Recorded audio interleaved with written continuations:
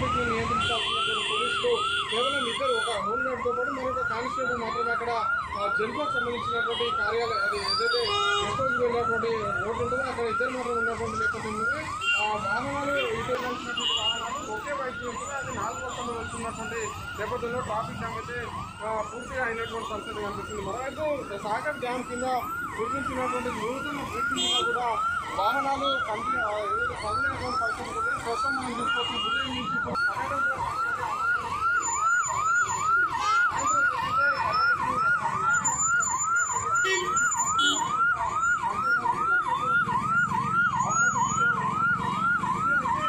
రెండు వైపు నుంచి వాహనాలు వస్తున్నాయి. అంటే నల్గొండ నుంచి మాచర్ల వైపు పోయే వైపు 3 వరుసల్లో వాహనాలు వెళ్తుండగా అటు మాచర్ల నుంచి నల్గొండ వైపు వచ్చేటువంటి వాహనాలు కేవలం ఒక వరుసలోనే మాత్రం వస్తున్నటువంటి నేపథ్యంలోనే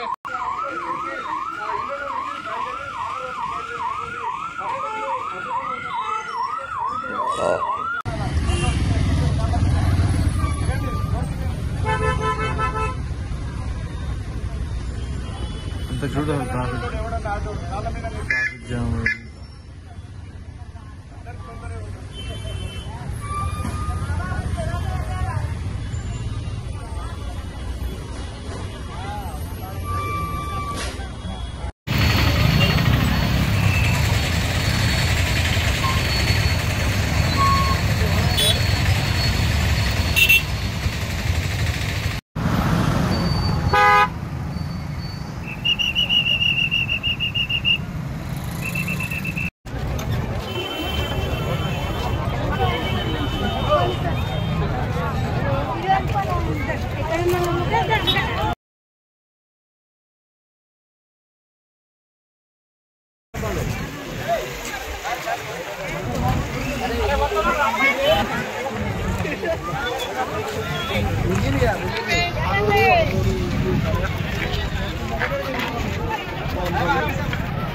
బండి